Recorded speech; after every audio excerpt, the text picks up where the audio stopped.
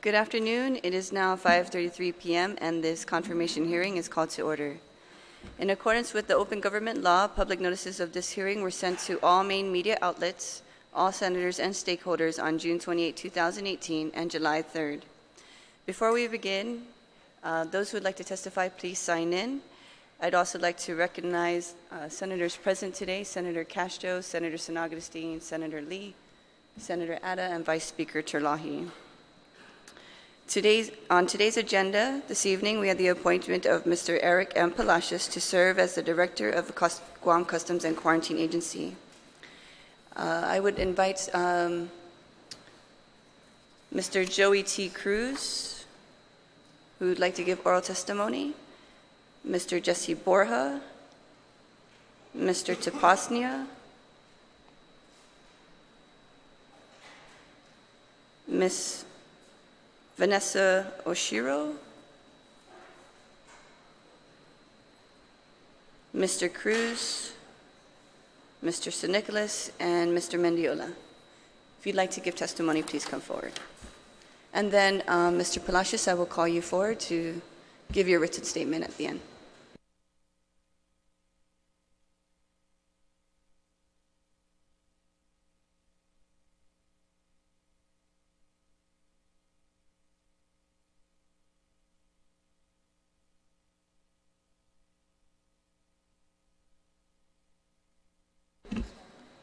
So, since you're in the center, Acting Fire Chief, please go ahead and lead.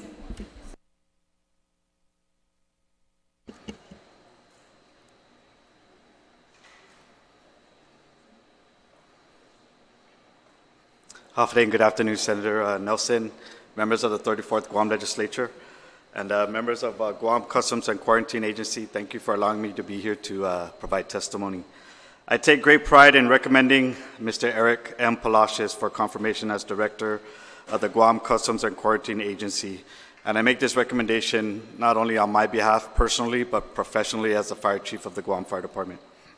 I have had the distinct honor to work with Mr. Palacios for the past 7 years in his various capacities that he has served in this administration, most notably in his assignment as the Administrator of the Guam State Clearinghouse. As you may remember, the Guam Fire Department was in dire straits in 2011 when I took the helm. Mr. Palacios was instrumental in providing guidance towards federal grants and funding that initiated the amazing turnaround of the fire service on Guam. His tenacious desire to do his best for Guam and the people he served was evident in the unprecedented amount of grant funding that was received through his efforts during his time as administrator. In his capacity as the Director of the Guam Environmental Protection Agency, Eric played a key role in funding, training, and the establishment of the Guam Fire Department's Hazardous Material Response Team. This was a capability that was not available, leaving the island dependent on federal resources that were not dedicated assets to our island. This capability now exists, and the relationship with Guam EPA and the funding of new equipment and training remains. The leadership style and success of Mr. Palacios can be directly attributed to his genuine care and respect for our island and those he comes in contact with. I have served with 2 of his brothers in a combat theater, the youngest being a soldier under my command in Afghanistan. Currently, I have the pleasure of working with his father at the village level, and it is apparent that the respect, loyalty, and desire to serve was instilled not only in his professional service, but in his personal life as well. The Guam Customs and Quarantine Agency is ready for his type of leadership. The uniformed officers are sharp and passionate, each with great ideas to better the agency in the different aspects of their mission. What they need is a leader who can harness that and create a cohesive environment that will allow each of his subordinate leaders to contribute. With the increase of dangers arriving at our shores and points of entry daily, a dynamic and inclusive leader is what is needed. I have no doubt that he is that leader. He is determined, with a strong work ethic, and passionate to serve. Mr. Eric Palacios is the best candidate for Director of Customs and Quarantine Agency and humbly deserves your confirmation. And I know you already know this, but I do want to say this aloud, that it does take someone special to step up to the plate, knowing that potentially he'll be out of a job in 5 months. It shows that he has a desire to make an impact as soon as he steps foot into the agency, and he will hit the ground running if he hasn't already. Thank you very much. I remain available for any questions. Colonel Cruz. Good evening, Madam Chairperson and Senators. I'm Colonel Jody Cruz, Assistant Chief, Guam Customs and Quarantine Agency. I am here in support of Mr. Eric Palacios as the Director of Guam Customs and Quarantine Agency. I've been an officer for the agency for over 25 years and been assigned to all the divisions within the Customs and Quarantine Agency. That being said, I have had the pleasure and opportunity to work alongside Mr. Palacios in his capacity as the acting director for the past few months. In this short period, Mr. Palacios has demonstrated the attributes of a selfless leader, a determined manager, both of which are necessary in the proper administration of a multifaceted law enforcement agency such as the Guam Customs and Quarantine Agency. In addition to those attributes, Mr. Palacios is a stout proponent of the law enforcement values of public servitude, integrity, ethics, accountability, and transparency. He has displayed these values by immersing himself in the agency's missions and objectives, but more importantly, by making it his personal goal to gain input from each and every employee regarding agency operations and long-standing issues. As a result, Mr. Palacios has gained the trust and loyalty of many in a short period of time. The agency is in need of strong leadership to guide its efforts into the future, and I am extremely confident that Mr. Palacios has this expertise to do just that. In conclusion, I fully support the nomination of Mr. Eric M. Palacios for the position of Director of the Guam Customs and Quarantine Agency. Mr. Palacios has the talent, focus, knowledge, skills, and tenacity to make the necessary, difficult decisions in an operationally and financially challenging government environment. Thank you. Thank you, Colonel. Mr. Tapasnia? Oh, I'm sorry. Mr. Villagomez. Are you here? No? Oh, he said no, he doesn't. No? Okay. Mr. Tapasnia.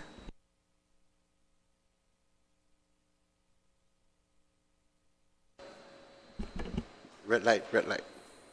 Half a day and good afternoon, Chairperson, Senator Nelson, and Senators.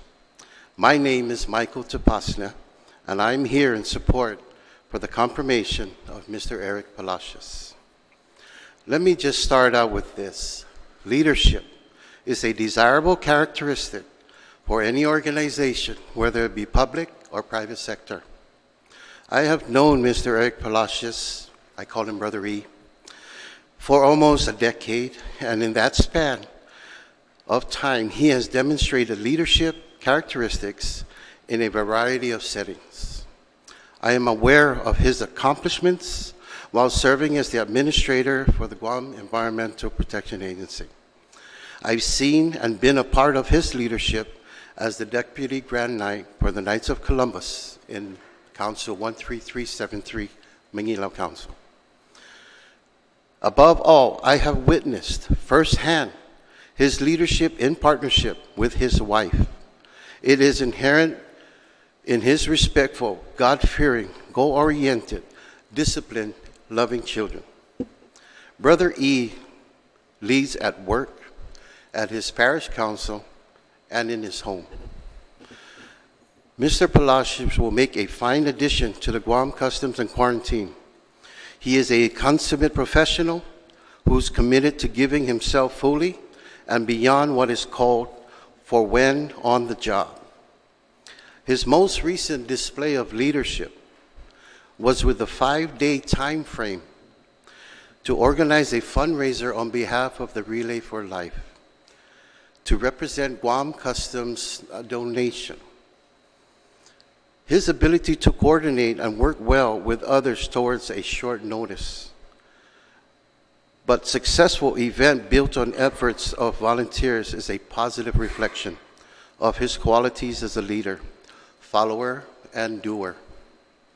I respectfully ask the legislature to confirm Mr. Eric Palacios to the position of Director for the Department of Customs and Quarantine. Thank you. Thank you, Mr. Tapasnia. Mr. Palacios? Ed Palacios. Okay. Dr. Oshiro?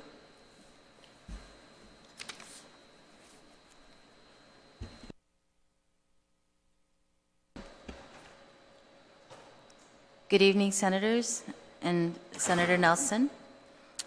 As you may recall, my name is Dr. Vanessa Shiro, and I'm the owner-operator of Mariana's Vet Care in Barrigada, Guam. I have testified before the Guam legislature on numerous occasions against medical and recreational marijuana, most recently in December 2017. While the debate of the legality of the Joaquin Concepcion II Compassionate Cannabis Act continues within the community, both within your halls and without, it should be a matter of concern for all responsible for this island's welfare, including the legislature, that a man on the record as pro-recreational marijuana during his own bid for senator is currently seated as Director of Customs.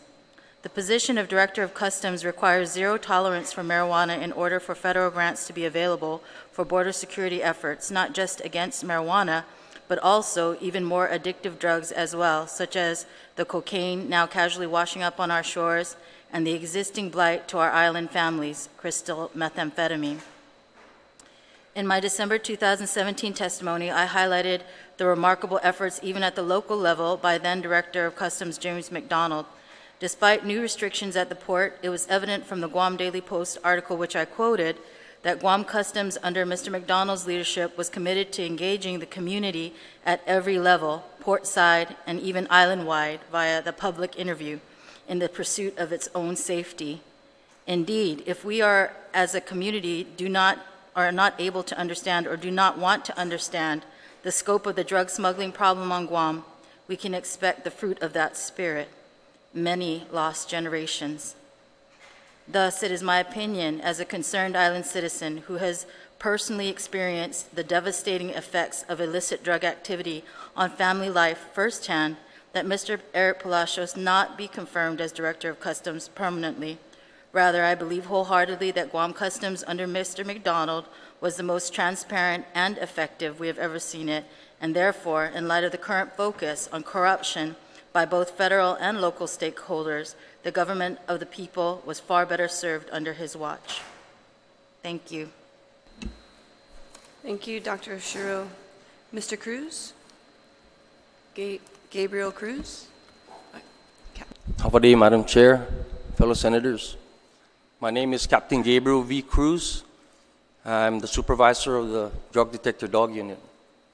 I've been working for Customs for almost 29 years now, and I'm here today to render my support for the confirmation of Mr. Eric M. Palacios as the Director of Guam Customs and Quarantine Agency. I've only known Mr. Palacios for a little bit over 2 months, and Mr. Palacios, since taking over as the Acting Director of Customs, has been instrumental in his decisiveness towards meeting agency goals, as we are the first line of defense in the protection of our Guam borders. In meeting goal objectives, Mr. Palacios takes the time to meet with customs management, supervisors, and the men and women of the agency to ascertain and identify problem areas and strength for an efficient and proficient operational functionings. These are the type of characteristics and qualities that we, the officers and civilian staff, need. Mr. Palacios is a proven leader, as he had demonstrated professionally demeanor and leadership abilities throughout his years while with EPA. Furthermore, Mr. Palacios' aptitude for sharing his invaluable experiences, commitment, and dedication to protect our island and people certainly began at the start of his appointed acting tenure with this agency. He has also demonstrated trustworthiness, fidelity, and dependability of our Guam leaders as he was appointed in an acting capacity, but now being looked at for confirmation. What better attributes and qualities to have in a leader than what he already possesses. I fully support his nomination as the Director of Customs and Quarantine Agency, and I'm ready to serve him in his capacity to lead. Thank you. Thank you, Mr. Cruz. Mr. Mineola? Good afternoon, Senators.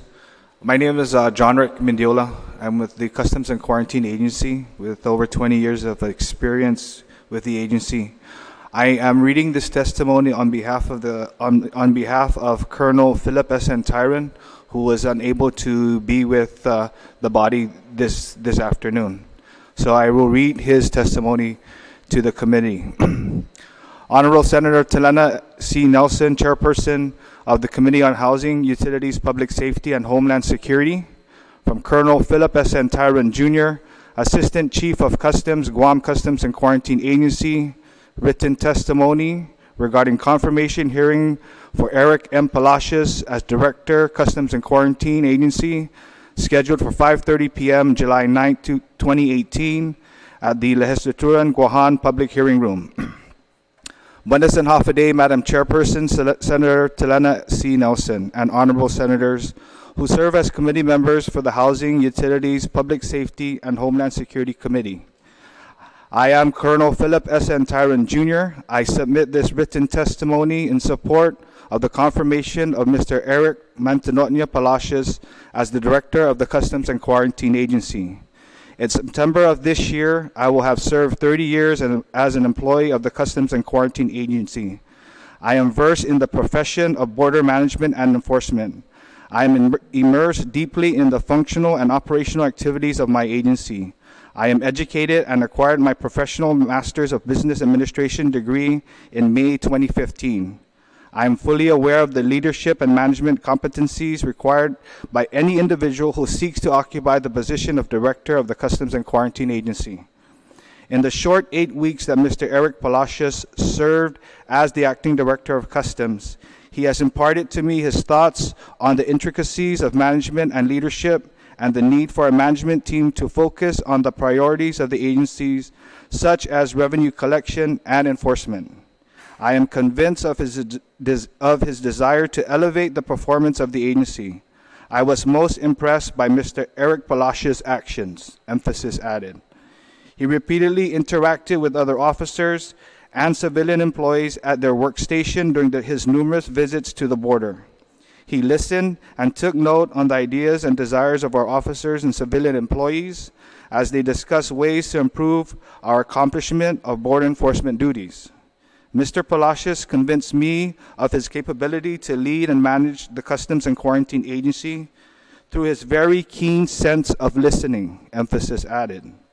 He listens more than he talks, and he continues to listen and remain empathetic to our agency employees. His continuous presence is felt by all CQA employees at the airport, air cargo, post office, Ag K-9, and Narcotics K-9 offices, Biosecurity Office, and other customs workplaces.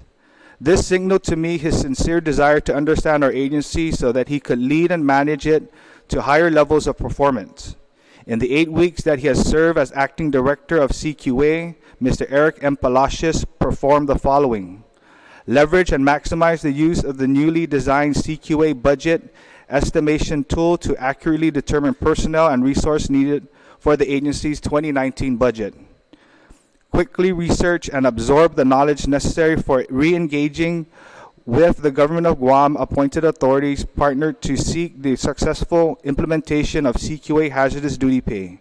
He verified the fulfillment of OSHA requirements and reviewed the Department of Administration's responses and requests for information and direct a system of follow-ups to keep the process moving forward until completion.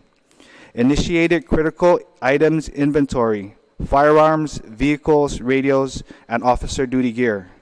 Continues to perform analysis, assessment, and evaluation of personnel and officer assignments to ensure the most productive and effective assignment of CQA personnel resources. Refocus Director's Office staff for more effective support of the Director's calendar and timely completion of operational and administrative projects. reviewed and provided recommendations for the Government of Guam's plan to assign CQA officers to the U.S. CBP Passenger Analysis Unit and Container Security Initiative operations. Prioritized and delegated attendance by high-level CQA managers at critical Government of Guam-sponsored meetings, such as the Airport Operations Committee, Maritime Affairs Committee, Governor's Public Safety Subcommittee, Guam Invasive Species Council meeting, Peace Officer Standards Commission, and other critical engagements requiring agency representation. Exercise oversight, critique, and review of Post 5.2 physical fitness implementation. Exercise oversight, critique, and review the newly proposed Post Customs and Quarantine physical abilities tests, review, input, and final preparation and submission. Perform technical review and finalize the Port Security Grant funding acquisition projects for CQA's X-ray equipment. Reviewed and finalized the Department of Agriculture and CQA Biosecurity Task Force Interagency Work Plan. Provided direct oversight for the review and input of critical language to draft the bill for introduction of Import Data Harmonization Committee of the Guam Invasive Species Council. Executed much-needed general staff meetings, guided and prepared CQA command staff for successful engagement in the 2018 and 2019 budget analysis, recommendations, and public testimony in front of this body during our agency budget hearings. Managed legislative review and input by CQA command staff for Bill 266-34, which seeks to designate CQA airport and cargo funds.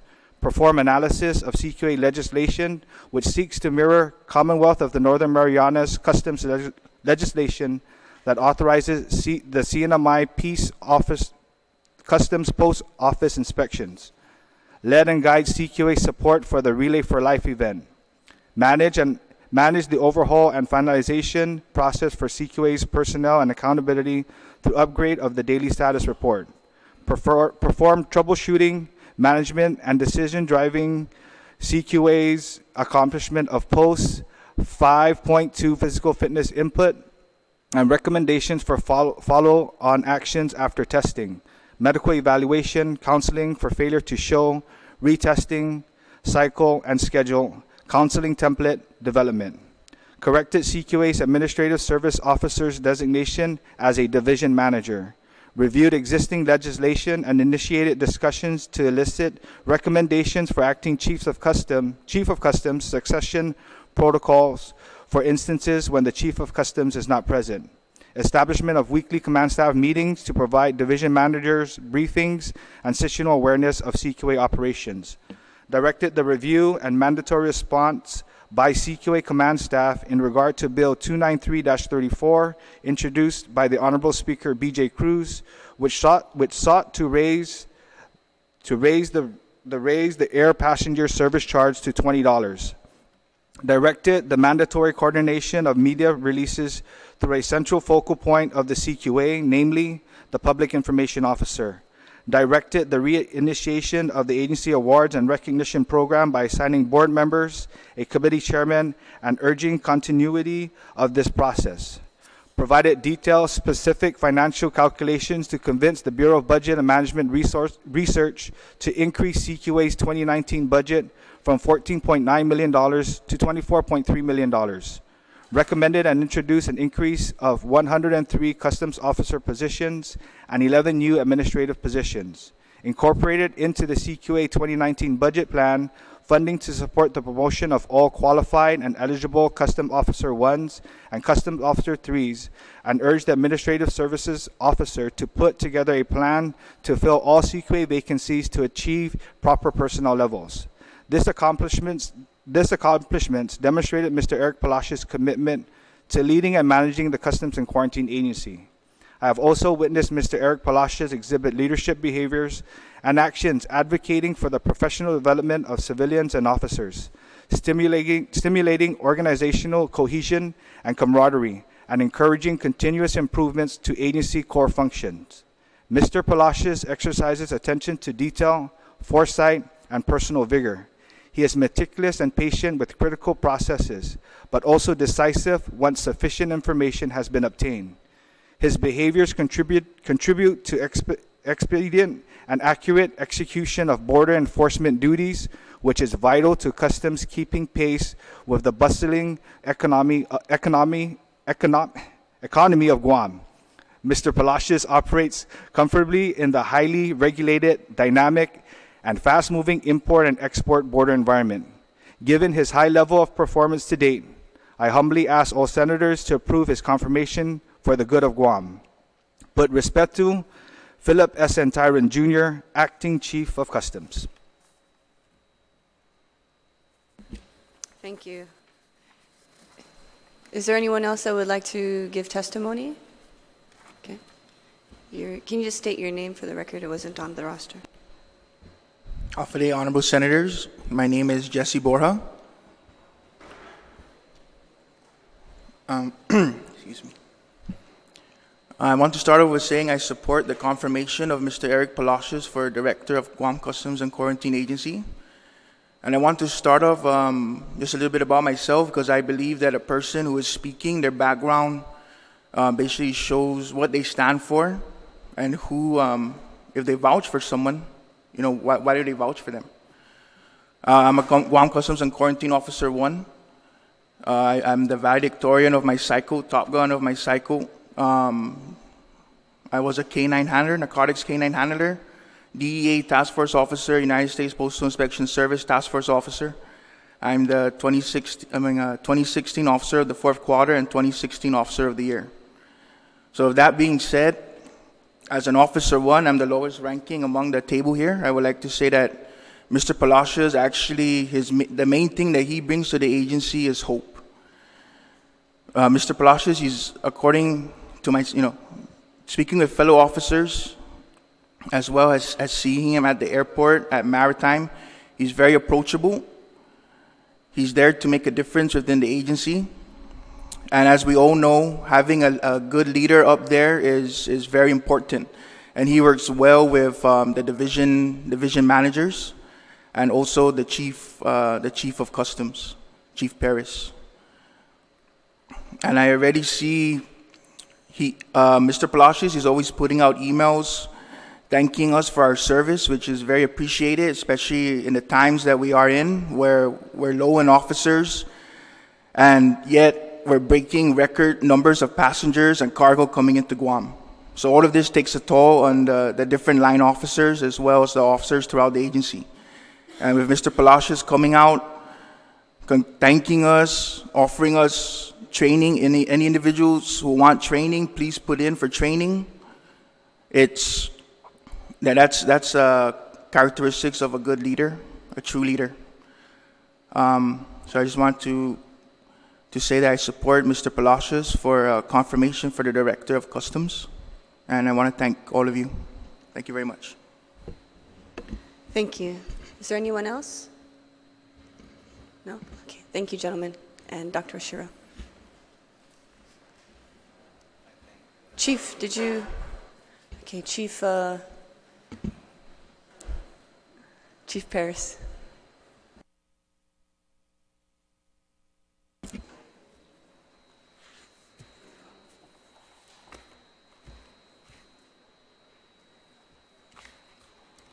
Hafide, good evening, Senator Nelson, Chairperson on the Committee on Housing, Utilities, Public Safety, and Homeland Security.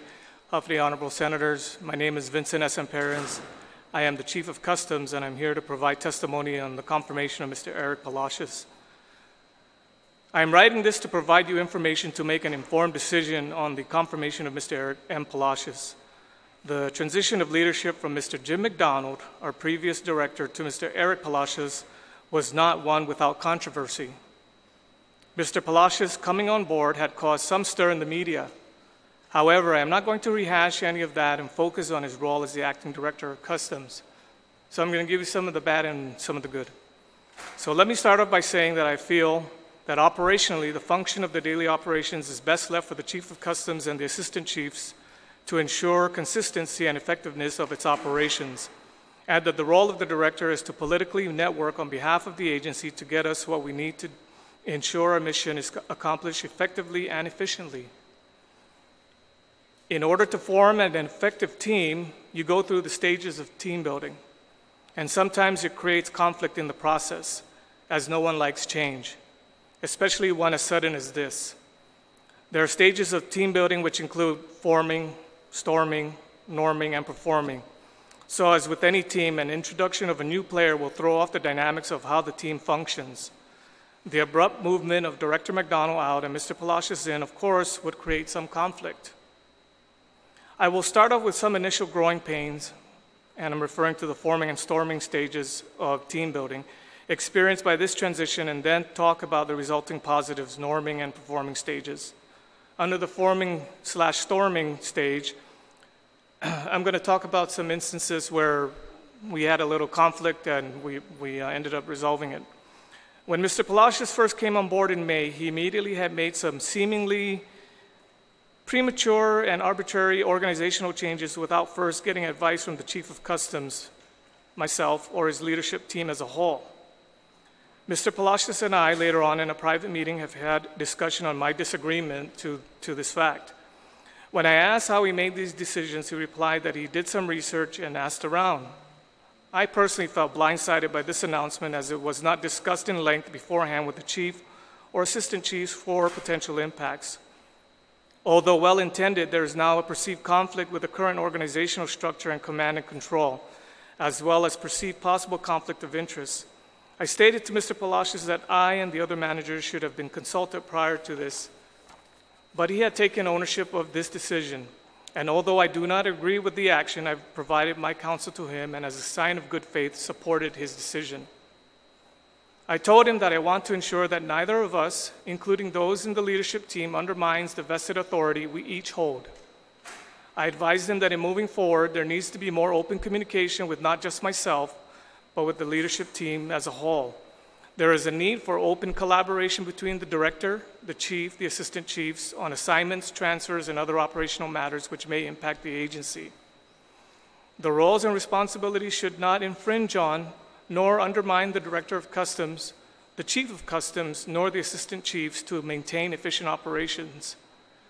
Mr. Palacios stated that he meant no disrespect to me, and he gave me his assurance that he would consult with the leadership team further on. With that being said, we move on to the more positive side of the team building, the norming and performing side. Forming a team takes time, and members often go through recognizable stages as they change from being a collection of strangers to a united group with common goals. It's been only a short couple of months, and despite his rocky start, I have seen the effort by Mr. Palacios to ensure that consultation on matters relating to the agency is made in collaboration with his leadership team. It is hopeful that he continues to get good counsel from his leadership team. Additionally, Mr. Palacios has already had a general staff meeting to openly discuss recent events that were put out on the media, as well as what he would try to do to assist Customs with its endeavors during his time with the agency. He has made periodic field visits to the field and has had individual meetings with officers and civilian staff to discuss any of the concerns that they may have. I see that he is making an effort to ensure that all issues with manpower shortages, training, equipment, and supplies are addressed accordingly. He has supported the agency's effort to increase its current budget request of $14.8 to $24 million. I am hopeful that if confirmed, Mr. Palacios will proactively continue to work with our management team and our stakeholders to move forward and champion our efforts to build capacity for the agency to provide effective and efficient services to protect our borders and our people from narcotics, invasive species, bioterrorism, and terrorism, and other threats that can impact our people. Thank you. Thank you, Chief. I have some questions for you. Sure. How many years do you have as a Customs and Quarantine Officer? Almost 30. You spoke in your testimony about some of the major changes that were made when Mr. Palacios arrived. What were those changes? We have the Special Enforcement Division that oversees certain specific narcotics enforcement, and the decision was made to transfer the command and control from the Assistant Chief who oversees the Special Enforcement Division to the Office of the Director specifically. So what teams are in your Special Enforcement Division that were transferred directly under the director's? You have members from the Purview. task force and the canine enforcement and a couple of other specialized units, the task forces. So right now, the Special Enforcement Division has an assistant chief that I believe oversees a small portion of the operation of the management of the division. Okay, so from my understanding, the Special Enforcement Division had the narco enforcement, the narcotics enforcement Yes. team, the federal task force team, Yes, your K-9 team, yes. right? Is there any other teams? They've got the narcotics, those officers who are assigned as special agents to the task forces like DEA, U.S. ICE, the post office. Okay. How many manpower fall under Special Enforcement Division? I am not too sure. I didn't want to hazard a guess. What was the reason behind the move? Mr. Palacios believes that he can target, he would be able to accomplish some, I guess, special targeting or enforcement functions, and maybe take the division or the members within the division to a, I guess, increase their interception rates. I mean, What can he do better that you can't? He made this decision without you, no? well, I personally, as the chief, would have just allowed the continuation under the Special Enforcement Division because there already is a division manager, and I don't see any conflicts in what role they play if they were assigned, if they didn't move.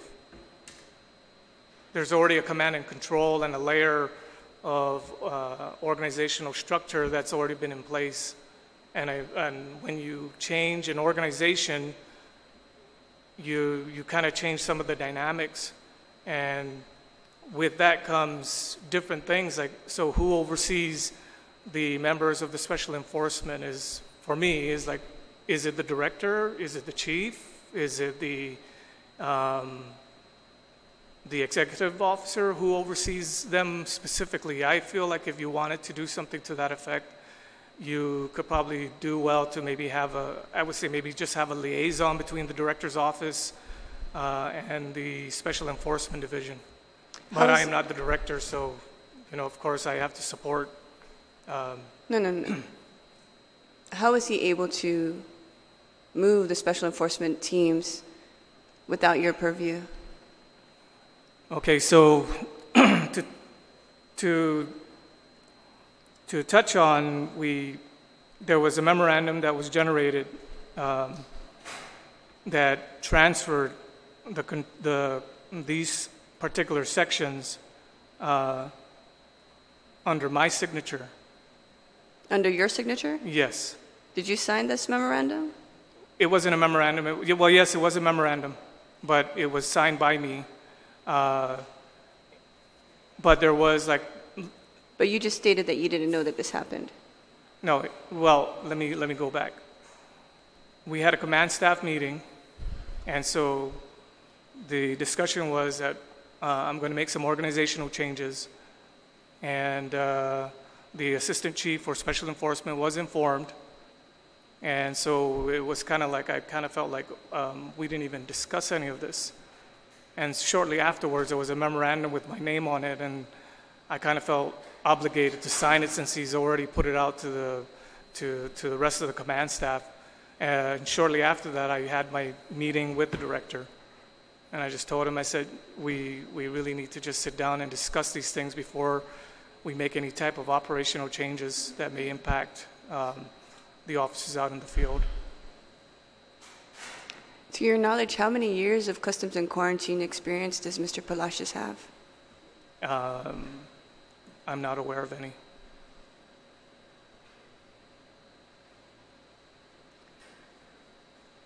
Okay. So you felt pressured to sign the memorandum? I felt obligated to support my boss. Are you a classified employee? Yes, I am. But in any case, I support all my bosses. Anybody who comes in, I give them my 110% all the time. But it's also my due diligence and my responsibility to ensure that, I have to voice my opinion. And if you still have that same train of thought, you can't say that I didn't give you any advice. Okay, thank you, Chief. I'd like to call Mr. Palacios.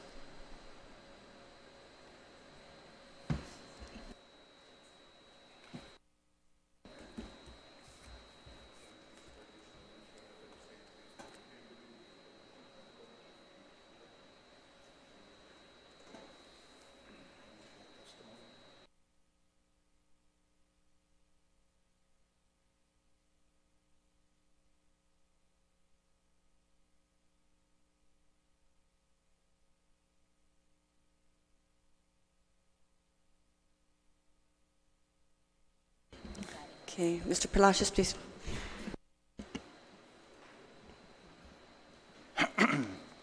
Buenas noches and Hafade, Madam Chairwoman Nelson, and other honorable senators of the 34th Guam Legislature present this evening.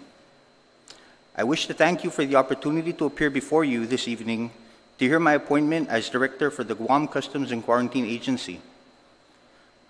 On this, I wish to thank Governor Eddie Calvo and Lieutenant Governor Ray Tenorio for their confidence in me to lead this great organization. I would also like to take this opportunity to thank everyone who came out tonight, who submitted testimony either in support of or in opposition of my appointment. As a core function of any legislature, providing advice and consent on governor's cabinet nominations is critical to government operations.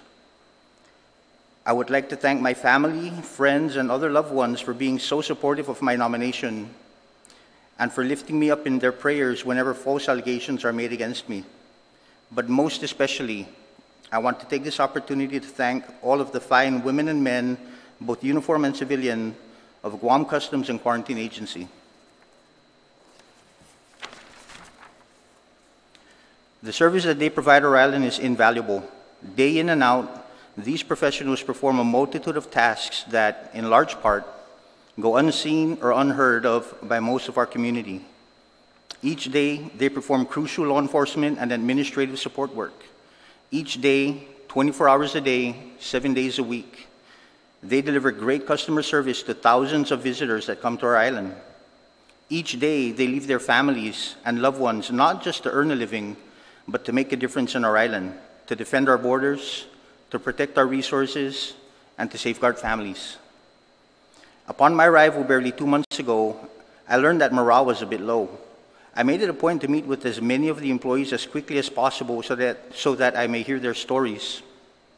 Instantly, several things stood out as being the reasons employees were not too happy. Take your pick. Almost no promotions. It is an absolute injustice for any officer to retire as a CQ1 or even a CQ2 after years of dedicated service. It is unacceptable that administrative professionals feel like they have dead-end jobs because of no upward mobility. Rapid attrition, slow recruitment, no hazardous duty pay. It blows my mind that none of our officers receive hazardous duty pay despite the many dangers that they face while performing their duties. Lack of vehicles, workplace conditions, lack of computers, feelings of no management support of collective bargaining agreement efforts. The list goes on. You see, Madam Chairwoman, these priorities are not simply Eric Palacios' priorities. These are what are important to every woman and man in the agency. Fortunately, the command staff were quick to roll up their sleeves and get to work on resolving these and other issues. We've made progress in some areas, and we continue to move forward in other areas. We communicate, we collaborate, and we always strive to follow through. We're forging local, regional, and federal partnerships. Is there still work to be done? Without a doubt. In fact, we are excited about a number of customs and quarantine-centric bills that have recently been introduced, from recruitment to being on the cusp of finally constructing a CQA facility and calling it home. The latter is tremendous, and I will make it a top priority for the agency if given the chance to continue serving to the end of this administration. We worked together to create and submit a supplemental budget, which is 10 million more than was originally submitted. We focused efforts to craft and submit our interim post-physical fitness qualification test. We wrapped our collective minds around the high-intensity drug trafficking area, or HIDA, movement. I've said it before and I'll state it again, and with all due respect, because they are doing an incredible job, I want to reduce Mandania's workload. In my 2 months at the agency, our team has intercepted almost $2 million worth of methamphetamines alone. Tens of thousands more in marijuana and spice have also been intercepted and kept off of our streets. We have positive professional relationships with our federal counterparts from U.S. Homeland Security Investigations, U.S. Postal Inspection Service, Federal Bureau of Investigations, U.S. Immigration and Customs Enforcement, and Drug Enforcement Administration. These partnerships will continue, along with the local and regional partnerships. In exercising my perfect hindsight, if I had known that I would have to go through all of that friction and that my family, which did not sign up for any of this, would have to endure all that they were put through because of it, I will say that I would absolutely do it all over again. I do not, absolutely do not, regret coming to Customs and Quarantine Agency. Despite media reports, I felt welcome. Sure, a number of employees had their guards up. That's understandable. It continues to keep me on my toes. But I never felt unwanted, and I was never disrespected. Honorable Senators, I'm not sitting here to ask you for a job for the next 5.5 months. What I am here to ask of you is to bestow upon me the privilege of having 175 more days with the men and women of Customs and Quarantine Agency. 175 opportunities to complete many of the things that we've started. 175 opportunities to correct the inequities that CQA employees have had to deal with. 175 opportunities to make sure that the agency is better staffed, better equipped, and better funded. 175 opportunities to provide professional development training for all employees. 175 opportunities to check boxes off a building permit application to construct the headquarters. 175 opportunities to continue charting a course that the next director, whoever she or he will be happy to follow. In closing, I wish to take this privilege to personally thank some very special people. They are the families of every uniformed and civilian employee. I owe a debt of gratitude to each and every one of them for supporting our unsung everyday heroes. Si Zeus Moasi again for providing me with this opportunity this evening. I now yield to your questions.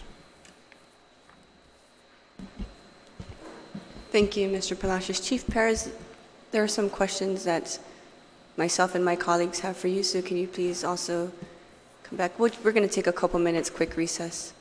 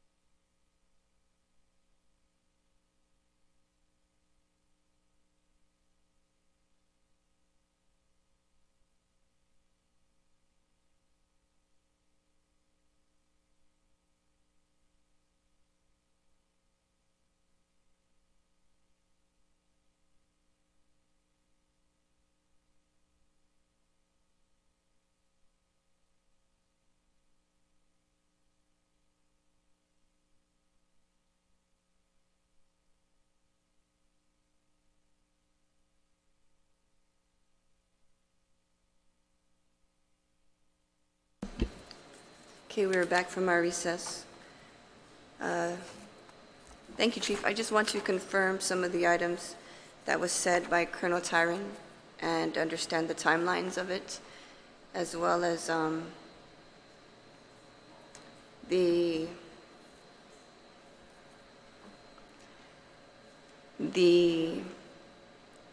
events that have occurred during Mr. Palacios' time as acting director.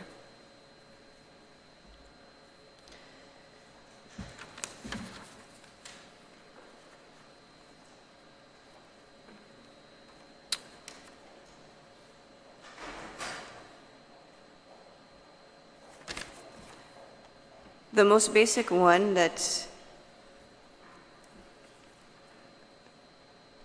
kind of boggles my mind was prioritized, this is from Colonel Tyron's statement, prioritized and delegated attendance by high-level CQA managers at critical government of Guam sponsored meetings such as the Airport Operations Committee, Maritime Affairs Committee, Governor's Public Safety Subcommittee, Guam Invasive Species Counseling Committee, Guam Invasive Species Counseling Meeting, Peace Officer Standard Commission, and other critical engagements requiring agency representation. Were you not able to accomplish this as your time as the chief? Or did Mr. Palacios come in and be able to reach out into CQA leadership and guide them in a manner that you were not able to do to ensure that they attended these meetings? Well, prior to Mr. Palacios coming in, we've been attending these meetings, and I'm not sure from what perspective Colonel Tyron is making a reference. It's probably just to continue to ensure that we are continuing to attend these high-level meetings. But regardless of who sits in the chair of the director, we already have processes in place, and we already all understand what meetings we all have to attend. Now, if it's a meeting at the governor's office, like for the law enforcement, normally the heads that are appointed go, or their next in line, which would be the chief or maybe even an assistant chief. So I think it's more like a reminder for everybody that. So it's ongoing. It's ongoing. Because it made it seem like it was extraordinary effort to do that you couldn't manage your own men. No, we've been attending these meetings. Okay. Exercised, oversight, critiqued, and reviewed post-version 2 physical fitness implementation and proposed post-customs and quarantine agency physical abilities test. Review, input, and final preparation and submission. What was he able to do that you couldn't? Every week we have a command staff meeting, and as a result of the meeting, parts of the topics of discussion are these issues. And so that was the topic of discussion, to ensure that all the assistant chiefs and the chief were collaborating to take a look at the physical fitness project that was going to be submitted, and there were recommendations to make some changes. So he was part of that, and we did have discussions on it. Okay. Perform technical review and finalize the port security grant funding acquisition project for CQA's X-ray equipment.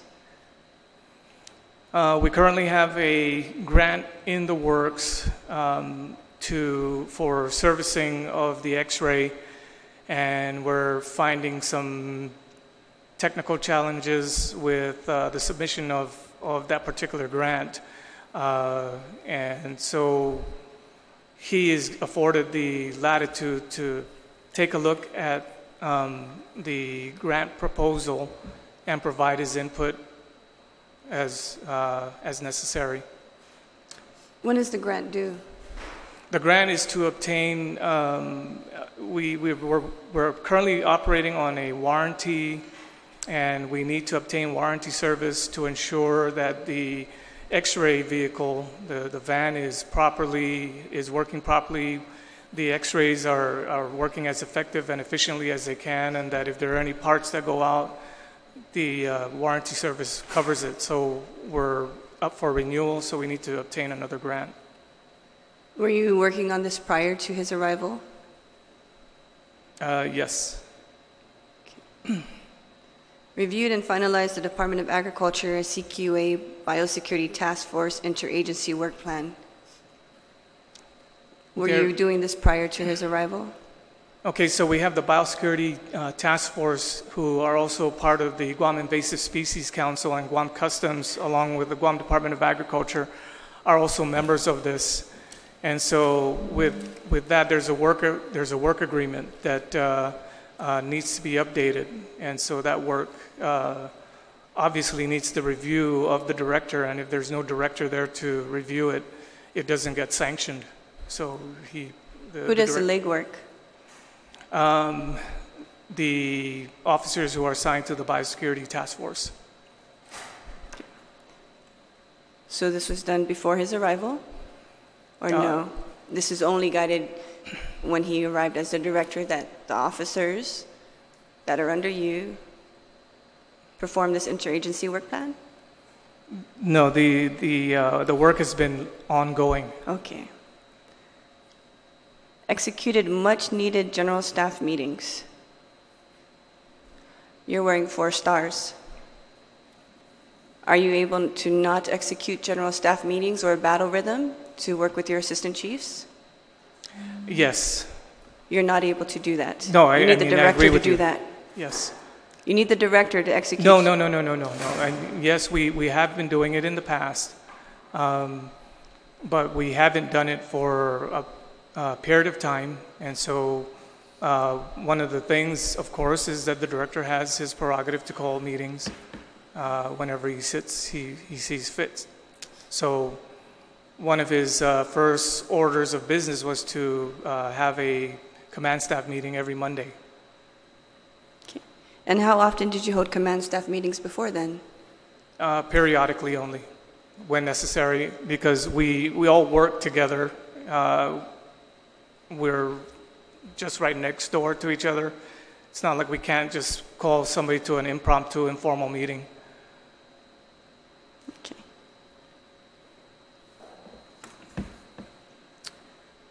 This managed legislative review and input by CQA command staff for Bill 266-34, which seeks to designate CQA airport and cargo funds.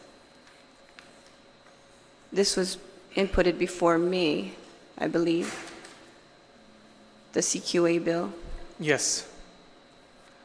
So I'm wondering, what is Colonel Tyron saying that he managed legislative review and input by CQA command staff? I will not hazard a guess on what Colonel Tyron is alluding to, but part of the command staff meetings that we have is to discuss matters like the proposed bills that have come out, to ensure that we do a proper review. And so that's... Performed analysis of CQA legislation which seeks to mirror Commonwealth of Northern Mariana customs legislation that authorizes CNMI customs post office inspections. What is that?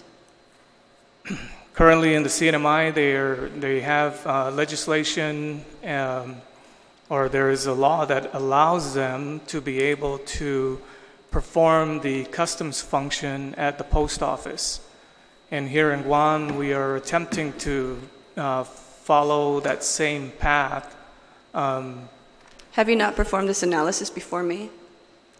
We have actually took a look at trying to follow and mimic the way that the Commonwealth of the Northern Marianas is working their enforcement at the post office. So we did do our analysis, and we have some challenges, but we're trying to forge the way ahead. Okay. Because a lot of these items that Colonel Tyron put, some of the big items, the meat of this testimony, is evidence that you've been working on it since before Director Palacios came into play, but it gives the impression that this only occurred when he came in May, in a couple of months. And so my concern is that either you're failing as the chief or something's not adding up here. Do my colleagues have any question for Chief Harris? Senator Ada?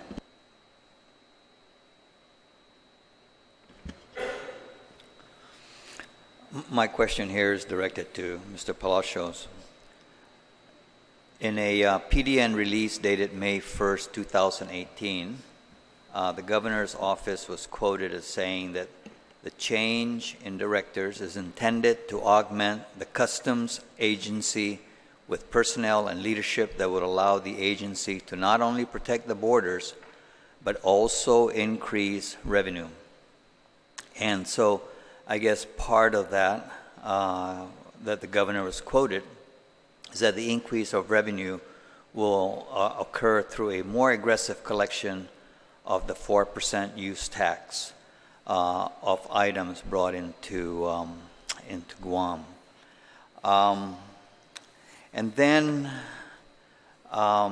in Colonel Tyron's testimony on the first page in the third paragraph, he indicated that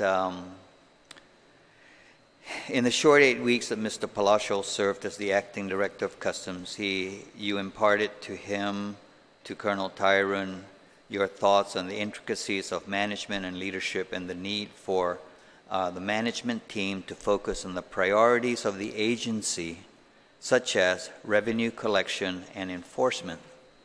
And so I read those things, and I'm trying to reconcile in my mind.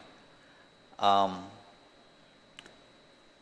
I mean, those are probably true, but your previous performance when you were the EPA director doesn't really balance out that way. So, for example, you were at EPA. And I use the EPA example because that's really the only basis that I have to get an idea of your ability to perform. But you were there between 2012 and 2016, correct? And so my understanding is that in EPA, there are various program managers, and their responsibilities is to regulate what is going on out there to ensure that our environment is kept clean and whatnot. And if they find something that is not in order, they issue a notice of violation. So during the period 2014 to 2015, there were 7 notice of violations that were issued.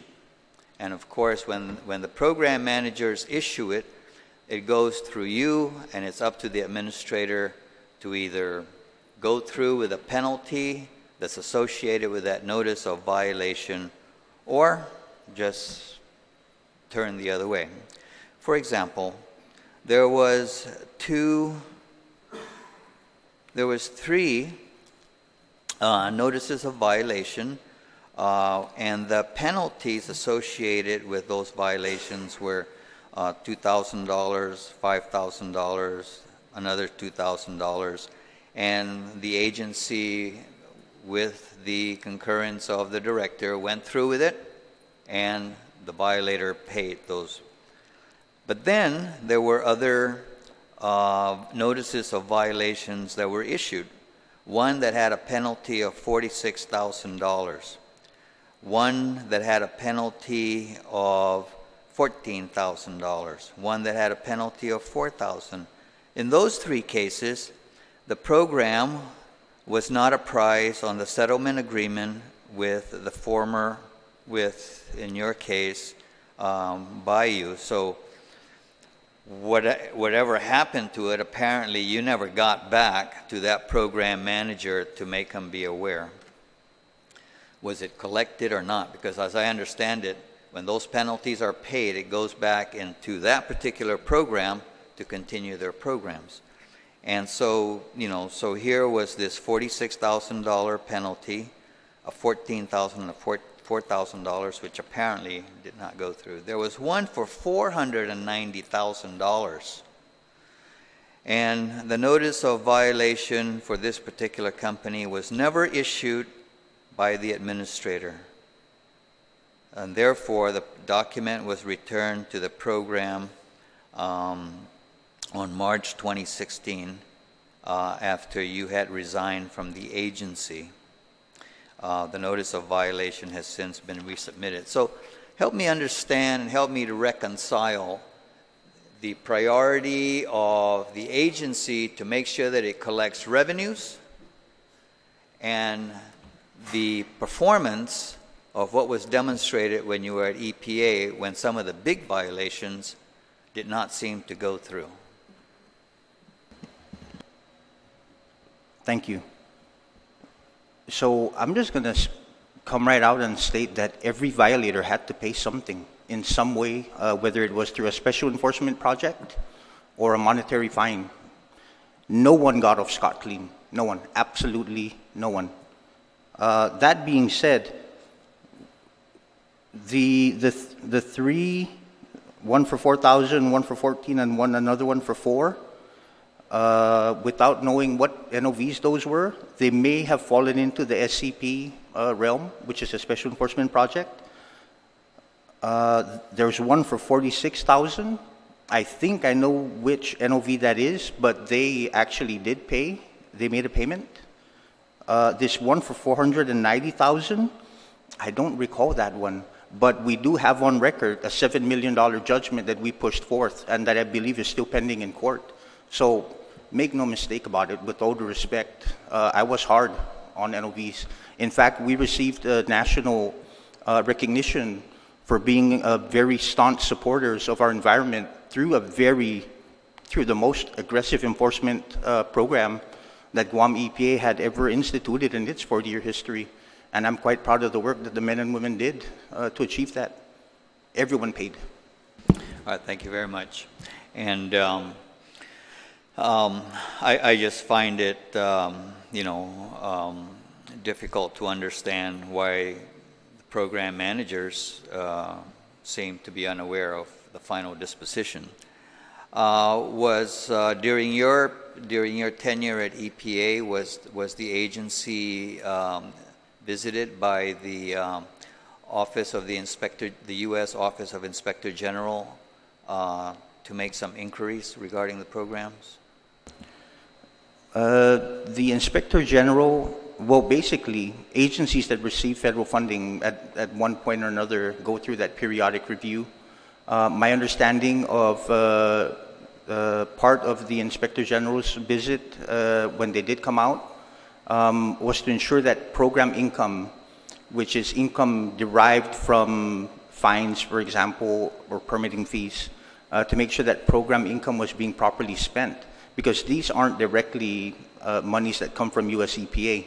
And so they came out to conduct a review, and that's my understanding. I know that at one point they were very interested in the recycling revolving fund, and it was in a trip that I took out to San Francisco to meet with Region 9 officials, but they were particularly interested in our local recycling revolving fund, and I made it very clear that really they had no oversight into how that local fund was managed, especially if it was going to be used as a way to supplant future funding.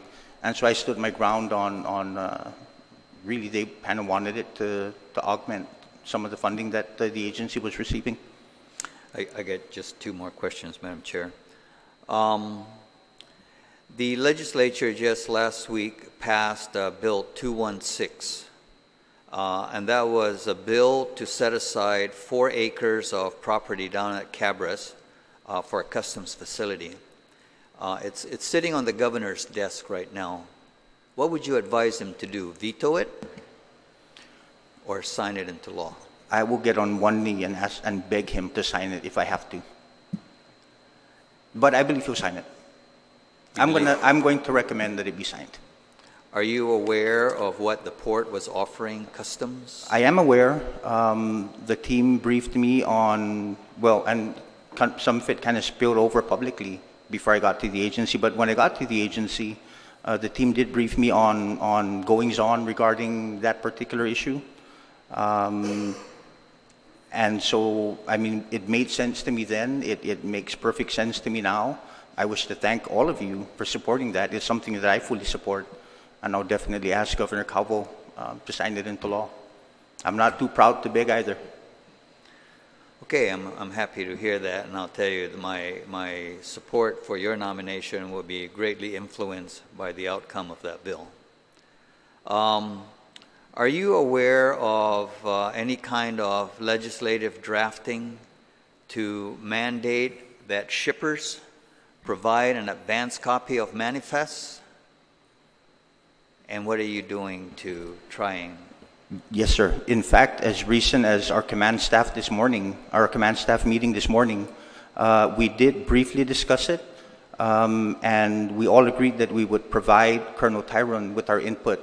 In short, we think it's much needed legislation. We believe that it will allow the agency maybe to more effectively gather intel and to prepare for operations prior to the arrival of the different vessels that come to our island. And so, on face value, I support it. I think our team unanimously supports it, and we are going to work together to put together our thoughts on it in support of it. Is that a piece of legislation that you would hope to see enacted at least during your tenure, during this administration? Absolutely. And finally, tell us a little bit about, in that May 1st, 2018 PDN release, the release stated that before moving to Guam, you were a customs officer in the CNMI.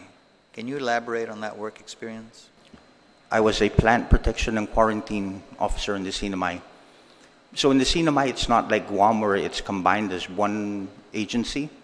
In the CNMI, customs is under the Department of Finance, and quarantine is under the Department of Agriculture. And so I think you were employed with that agency for about, what, 9 years? Yes, just about that long. Yeah. And what did some of those duties include? So we were right there at all the points of entry along with customs. We were only separated by department, but we were really one cohesive unit at all the ports of entry when it came time to inspecting containers, passengers' bags. We did everything that Guam Customs and Quarantine does, except that we're not one combined agency. Your departure from that agency, was that voluntary or involuntary? Yes, no, my departure was solely voluntary. Okay. And finally, the FY19 budget, I think what the governor's office had sent down was for $14 million. And I believe the agency, in recalculating it, says, look, we need, was it 24? Correct. Yeah. If you only get 14, are you ready? Have you started identifying where the cuts are going to come? And can you maybe identify in general just where those cuts are going to come? God forbid we only get 14. But if we do, the agency will be status quo. There will be no promotions. There will be no new hiring. Officers still will not get paid hazardous pay. We won't buy new vehicles. We won't upgrade our computer system. We won't do so many things. We won't be able to pay overtime. And that problem is exacerbated when you consider we are already facing a massive shortage of manpower. The inability to call people in to perform overtime work is really hurting the agency.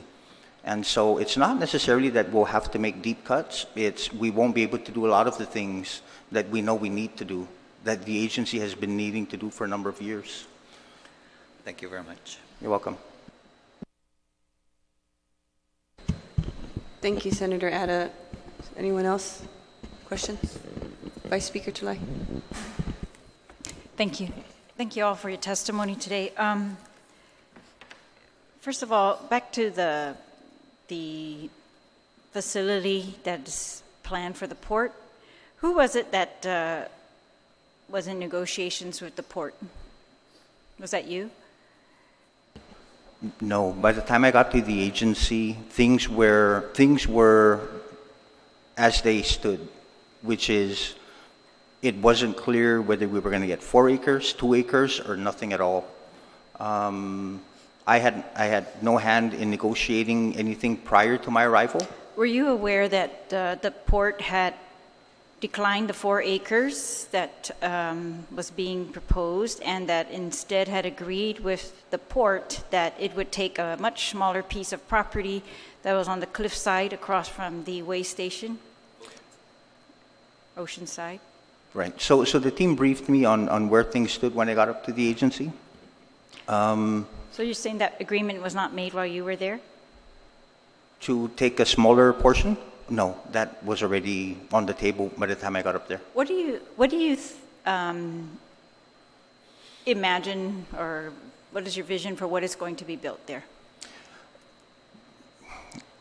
I'll answer your question in a sort of roundabout way.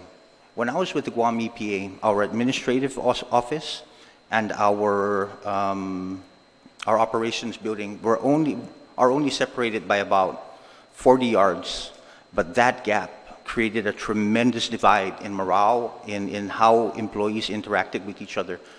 It's not that they did not get along, they didn't work well together, but that space truly created a gap, and it made it harder for everyone to really do the best job that they could do. And so when I approach the issue of finally being able to build a customs home, I think about that, and it actually excites me to know that for the most part, other than operational duty stations like the post offices, for example, and up at the airport, that every officer and every civilian has a place to go home. They're home away from home with coworkers, and I imagine it being a very dynamic, very green. I still carry around my EPA hat a lot of times. It'll be very green. It'll be very cost-friendly in terms of saving on long-term maintenance. It'll house really the men and women. It'll allow for better inspection opportunities. It will allow us to not release containers, for example, for remote site inspections. All right. We'll be able to do all of that under one roof. The reason I'm asking is because in your testimony, you mentioned, you talk about constructing a headquarters, and to be honest with you, you're the first person I've heard describe that facility as a headquarters for customs, and I've actually never heard a need for a headquarters for customs as opposed to the issues with getting a space at the airport that is hopefully rent-free, and a space at the port when they are building their own headquarters. During that discussion, they had agreed that customs would be allowed to utilize space in port's new headquarters and whatever they needed for inspection. So this facility was described to us as a satellite inspection, holding, and secured sterile facility, but never as a headquarters. So that's the first I've heard of that, and that's why I'm asking you. So thank you for clarifying that. I guess we'll talk about that more in detail. To me, that was not ever a priority need. We're talking about how do we get drugs to stop coming through the borders, and I don't want to build another headquarters building if the drugs are coming through the borders, right? I want to get there at the borders in whatever way we can and to stop that. Speaking of drugs at the border, I guess, can you just, can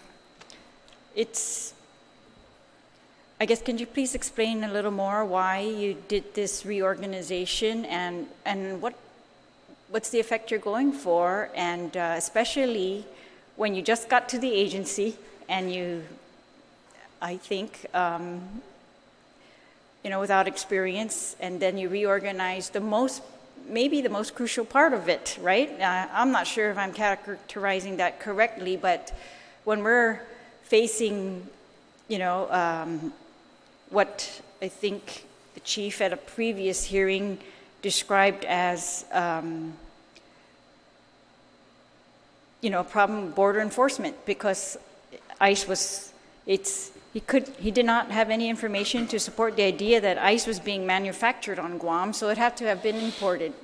And so it's obvious that there's a big gap. So why did you rearrange? Why did you take the K-9 units?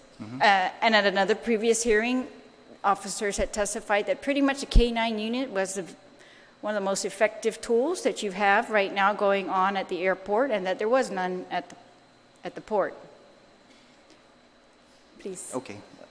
So, like I had told the command staff, and like I had explained to the assistant chief who was in charge of these units, I wanted to give it more focus. I think we get lost in the interpretation or the definition of director's office. It's not just myself in there. The director's office consists of the chief, all assistant chiefs, our admin services officer, our PIO, our executive assistant, our executive officer. So I didn't pull it away from an assistant chief and put it under Eric Palacios' purview. I have more people now responsible for carrying out the tasks of these special divisions. Procurement is much more streamlined. Administrative work, for example, leave forms, leave applications are much more streamlined. But in the big scheme of things, rather than one division head being solely responsible for managing those operations, it is now spread out amongst about 9 or 10 of us that make up the director's office.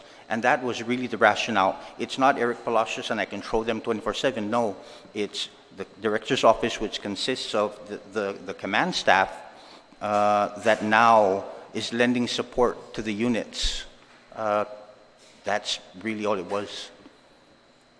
So who are the managers of these units? So for the contraband enforcement team / task force officers unit, that's Captain Raymond Blas. And then for the drug detector dog unit, the supervisor is Captain Gabe Cruz, and the OIC is Officer Pangilinan. And are these the same managers that were the division managers prior to the reorganization? No, so they're the operations managers. The assistant chief that was in charge of the Special Enforcement Division, or is still in charge, is Colonel Darlene Merfalin. She's the assistant chief in charge of that division.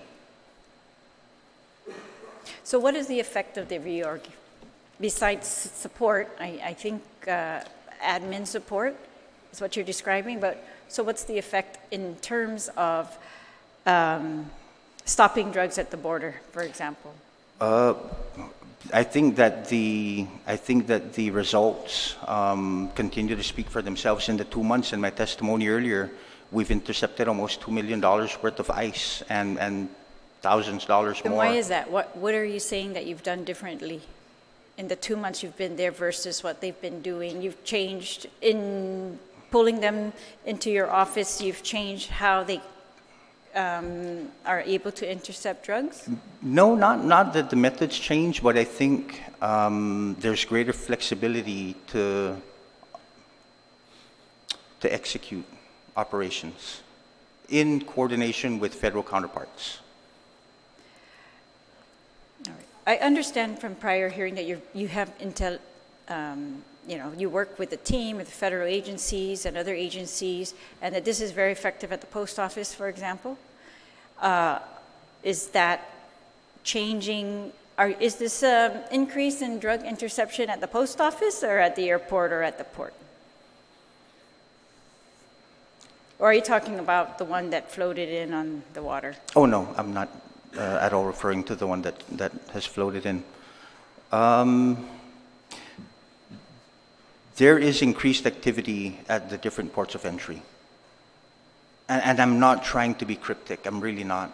But I can't run the risk of getting into too much detail of really the specialized operations that these men and women are involved in. Chief, may I ask you, what is the difference between the new reorganization and the prior organization in terms of drug interdiction? I personally speaking feel that you would have achieved the same results if you still had them under the assistant chief responsible for the Special Enforcement Division. Because every unit, every office has their role and responsibility, and we have our officers assigned to the same task forces. None of that has changed. So inherently, their duties have not changed. Inherently, what they do at the post office has not changed. What they do with the task forces have not changed. Thank you. Mr. Palacios, when we were campaigning a year and a half ago, I remember a statement from you, and when I thought about it in terms of this capacity, I guess I just want to ask you to clarify if you could.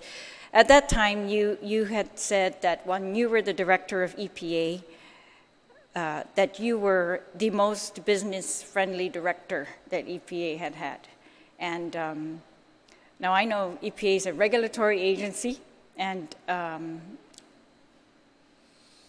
I don't know what is, does this, I don't know, feeling or goal of yours to be business friendly, do you think that's going to interfere with your ability to do what needs to be done at customs in terms of, and I'm talking again about drugs, because to me this should be the #1 priority. Absolutely, I agree with you.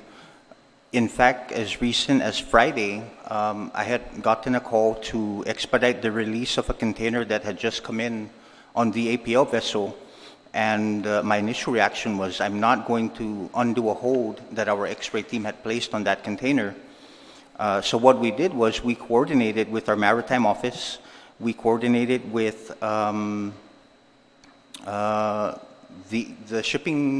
importing company, or the freight forwarding company, and we basically put them a notice that we could expedite the release of the cargo only after it has been inspected by our X-ray team.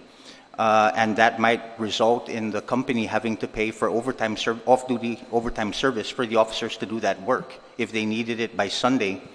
And so that's exactly how I've always operated. It's how I will continue to operate. I will not jeopardize, and I made it very clear, I would rather take a political hit by by not authorizing the release of this cargo than to run the risk of drugs coming in on that container.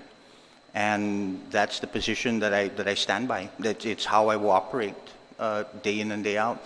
The statement I made when we were on the campaign trail, that spoke specifically to we streamline the permitting process.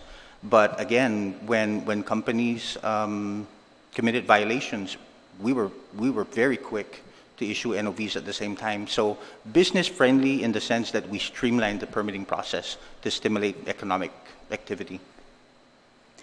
All right, and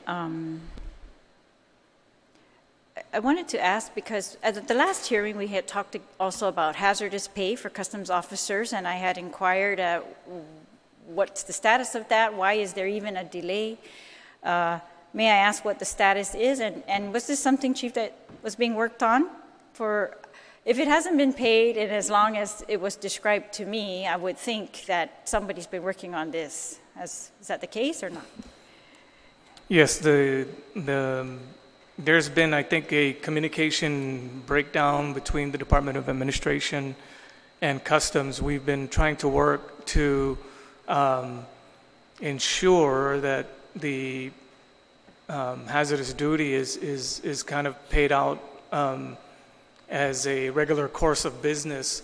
However, the law that was passed, there was some verbiage in there that kind of puts the agency in a situation where you'll have to justify every single exposure, and if the public is not aware, the officers, the men and women of the Customs and Quarantine Agency, are exposed to many dangers and hazards, seen and unseen.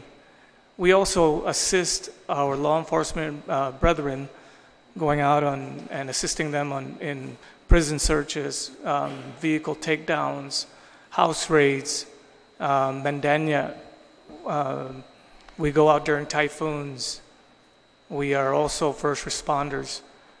And so with that, I think it's an injustice that we're trying to haggle over identifying what the hazards are. I believe that when we articulated our submission for the hazardous duty, it was well articulated, and that it should have been given as a course of normal business for the officers, as opposed to having to fill out documentation and submit it each and every time. And as time ticks, we owe our officers, because the implementation, I think, has been already over a year. All right, but so the status as of now, have they been able to fill out the documentation that's required, and is that taken care of? Do you have a plan going forward as to the quick documentation? When the director came on board, he was networking with the Department of Administration at his level, and I was working with somebody at a little bit of a lower level, trying to ensure that certain documentations were provided. And now, so right now, there's documentation done at DOA for review to let me know what we need to add or subtract or to modify. And I'm not too privy as to what the agency director at DOA and our director have been in communication about. It's my understanding that you're not the only agency that was having this type of issue, but I'm hoping that DOA has made it a priority and that they are moving to kind of streamline what you have to document and how you're going to document that, and so that you can move forward with some confidence, and that it would be quick for the officers to, hopeful. While it's required, fill it out. Chief, Mr. Palacios, is that your understanding that the processing of hazardous pay is moving along now, that the questions regarding documentation are resolved? I'm confident that we're moving at a pace that I believe will allow us to finally get our officers hazardous pay before the end of the year. I don't think that our current budget allows for it, but I'm hoping, that's why I mentioned earlier, I hope that with our supplemental budget that we will be able to pay it out. But the processing. Right. Well, there was a law, and Chief, correct me if I'm wrong, of maybe 8 months prior to my arrival, where things just kind of died out after the agency was informed that they had to do some work. Yes. And so things kind of came to a standstill at that point. And when I got to the agency, when I asked everyone what the top 3 issues were most important to them, HazPay was always in the top 3. Yes, so is the processing for hazardous pay complete now, what I'm asking? No, it's moving along. It's not yet? No. Yeah.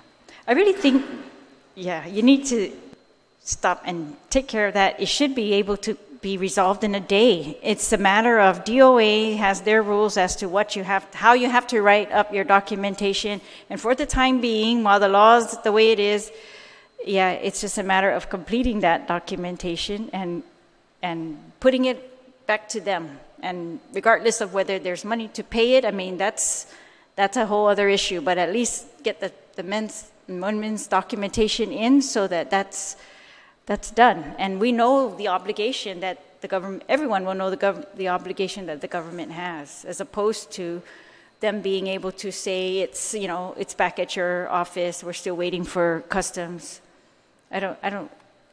Let's help them to get that all turned in. I guess I just want to ask, what is your plan for controlling narcotics for coming into Guam? I mean, how under your directorship is this going to change? You know, we have reinvigorated our federal partnerships We're reaching out and we're establishing local and regional partnerships.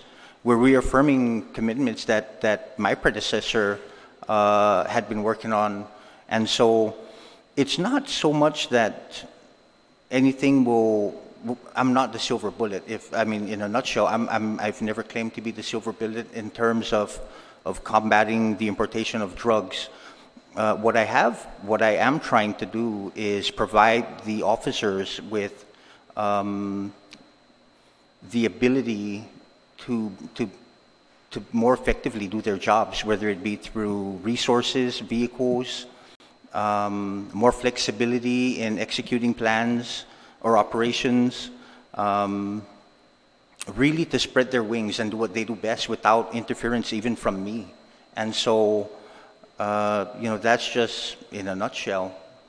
It comes down to partnerships. It comes down to with no overtime, to being flexible in work schedules and being creative in when operations are carried out. And so it's a combination of things. It's helping them through the procurement process. And not that it's bad, but because Claudia has been a great partner to the agency, but it takes relationships to be able to smooth out a lot of these government processes. And so I want to commend you for the comments that we have received as to those types of issues that you have been able to assist with moving through. But in terms of customs, we had a debate here in a public hearing, not a debate, but a discussion. It's always been, are we going to do 100% inspection or not, right? And will 100% inspection stop the drugs from coming into Guam? Or are we going to do something less than 100% inspection? And that's kind of the methodology now, and it's based on, maybe that's where your partnerships come in, how everybody working together comes up with a criteria for higher risk. I know you talked about risk before in the other public hearing, but I guess, that's what I want to hear more about is, I guess flexibility in work schedule will help, but what is really the long-term goal? What is the goal of a flexible work schedule? Is it 100% inspection, or is it high-risk inspection? And what are we going to do at the port without a K-9 unit down there? Right. And so that's a great question that you asked, Madam Vice Speaker. So bills like Senator Nelson's own to allow Customs to hire up to 40 recruits for the next 4 fiscal years. Bills like the one that will finally allow us to build a multifunctional headquarters/inspection facility. Bills like Senate Speaker BJ Cruz's to increase the passenger fee. These are all things that will allow us to be better prepared to defend our borders. It'll allow us to hire more people. It'll allow us to promote people. It'll allow us to pay has-pay. It'll allow us to pay overtime when necessary. It'll allow us to spread ourselves more throughout the island by having more people on board, by having more vehicles at our use. And so it's a lot of things all together. And a lot of what's been happening lately, we welcome it. We absolutely welcome the positive response or support that we've been receiving from the legislature as a whole. So it's really a combination of things, Madam.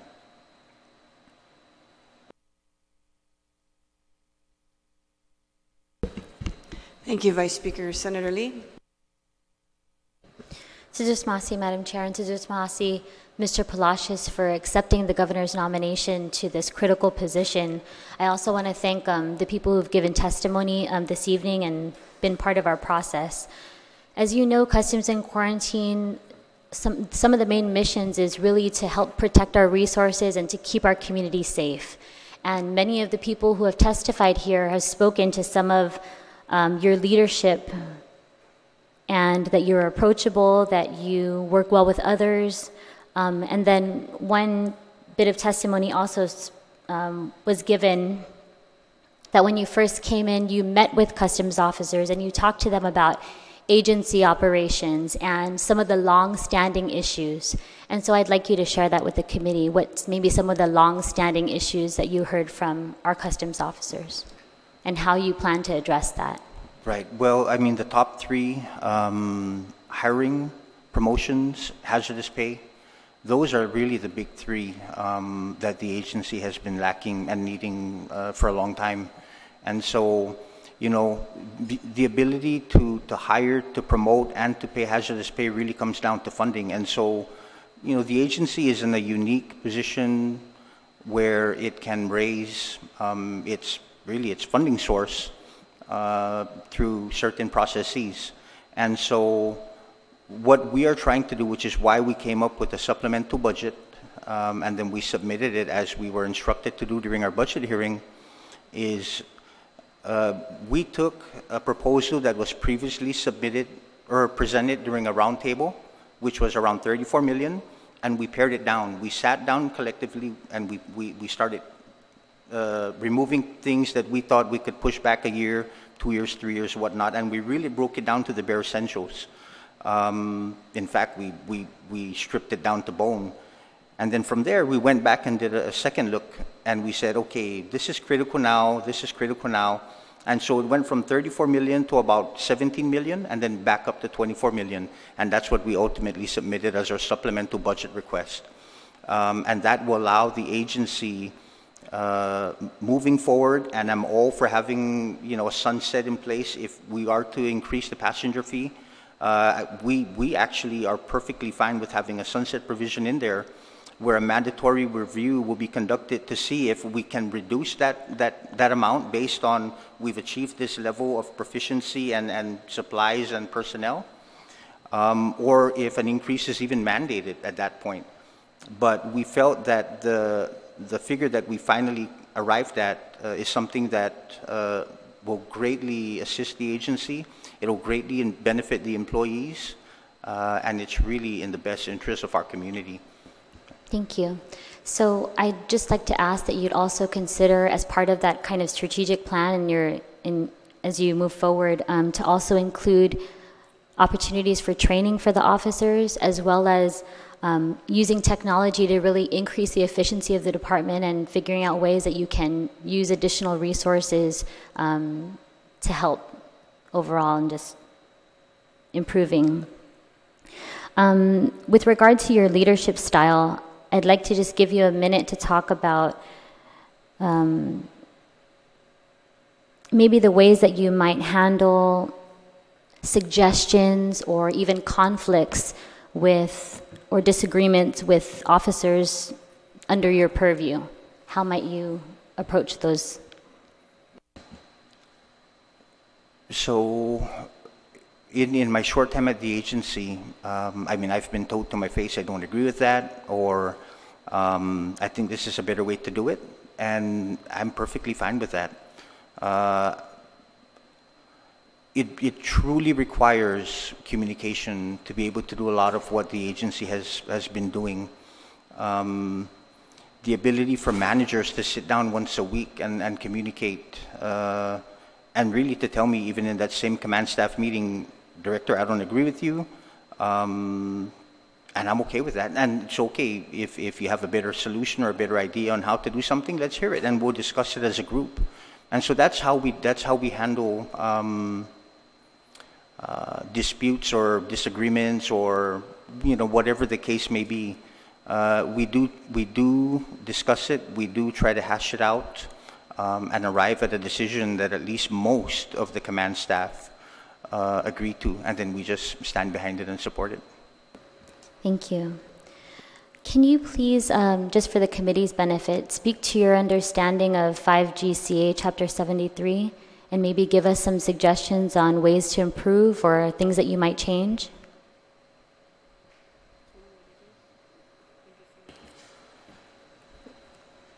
I'm sorry. Vaguely. It's the section of Guam law that talks about your agency, the Guam Customs and Quarantine Agency. It details the operations and the duties. Sure. Thank you. Oh, yeah, okay. So, yeah, I kind of chuckled because it's not reflective of the times that we live in today. That's the first thing I would say. I think that an overhaul is greatly needed of our enabling statute. to really be more reflective of current times and in fact, to be inclusive of a lot of the work that the agency does at no cost. And I'm not saying that in terms of, hey, let's start charging people all kinds of fees. No, I'm not. I'm just saying that the agency should not continue to operate in the red by providing critical services, especially when certain services are required really for matters outside of our jurisdiction. And so certainly fees, fines, those are things that need to be incorporated into our enabling statute. I think the only thing we have in the books now, and that's why this manifest bill would be so welcome, is in terms of when they break a seal without authority to break the seal. And outside of that, I'm not sure what else is in place. I don't think there's really anything else in place at that point for the agency to, again, generate additional revenues.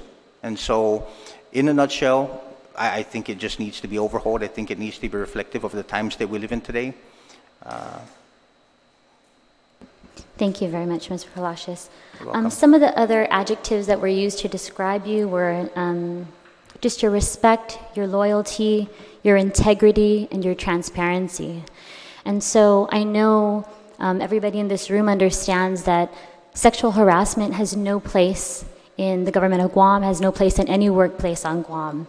And there have been media reports and some in our community who have concerns that a situation that you were involved in previously, the resolution of that wasn't transparent.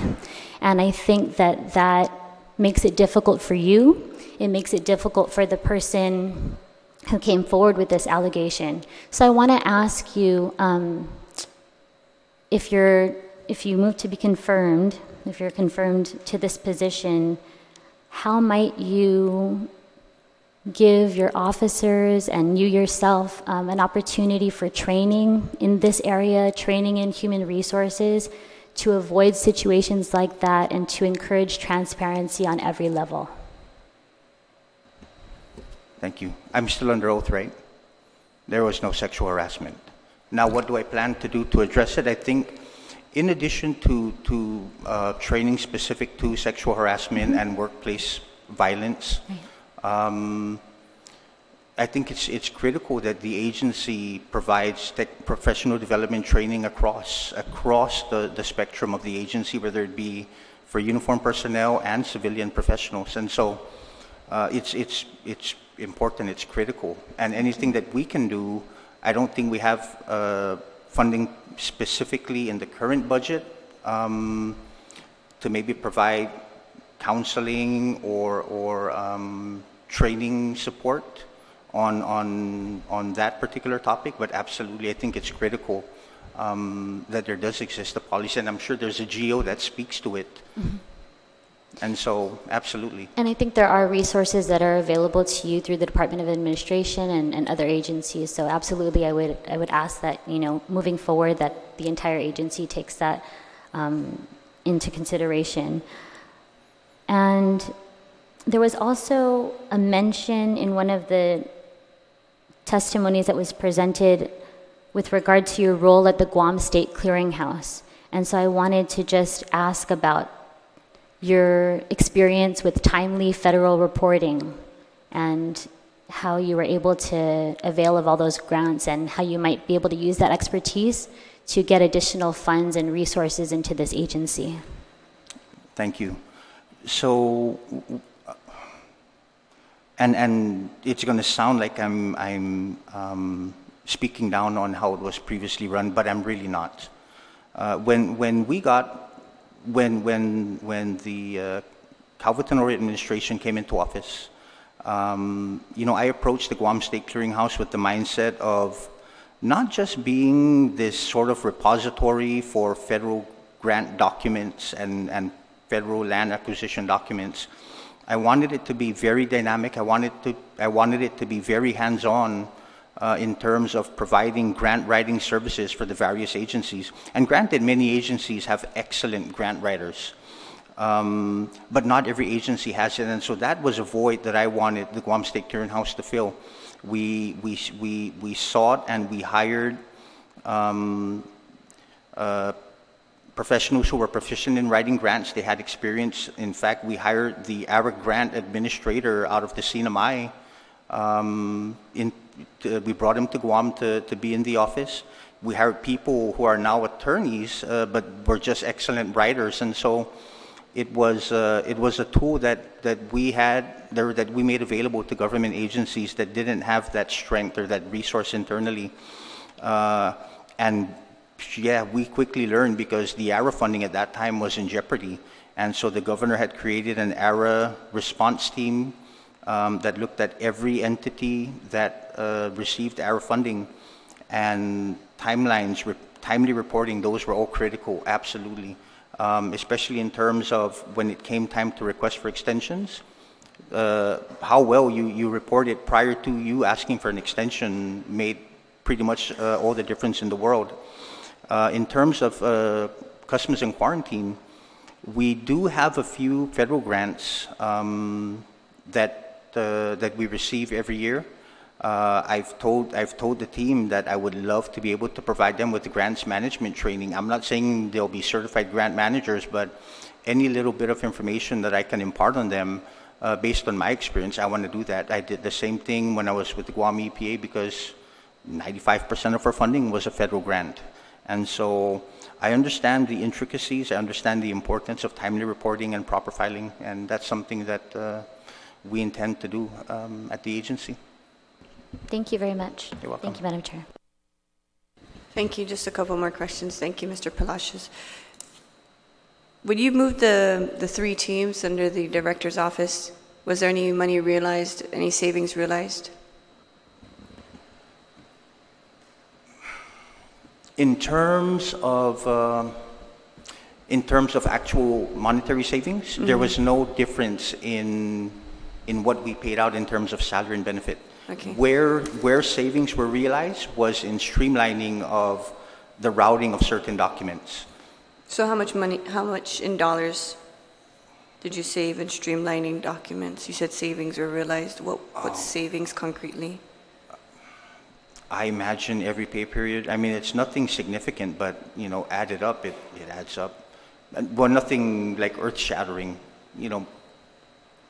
A few $100s a pay period, maybe just in streamlining the procurement process. You stated that in your testimony that within 2 months you worked at the agency, your team intercepted almost $2 million worth of methamphetamine alone, and tens of thousands more in marijuana and spice. Was this a contribution because of your reorganization of the Customs and Quarantine Special Enforcement Division? It was a continuation of ongoing efforts. And was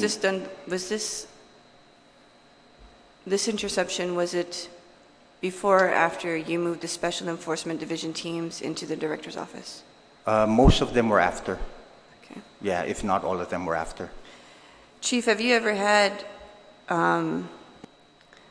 any issues with intercepting drugs at the Special Enforcement Division level without having to move them under the director's office?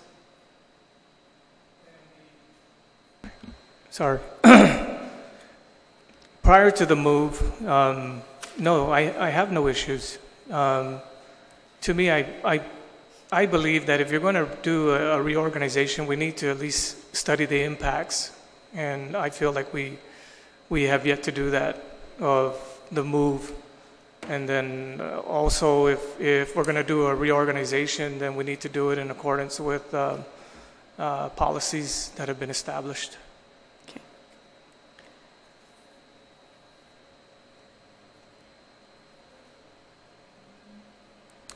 So, Mr. Palacios, I have to, I'm compelled to ask these questions. I've received several, well, not several, about a dozen emails about this concern that was in the newspaper, and also I'm concerned about it.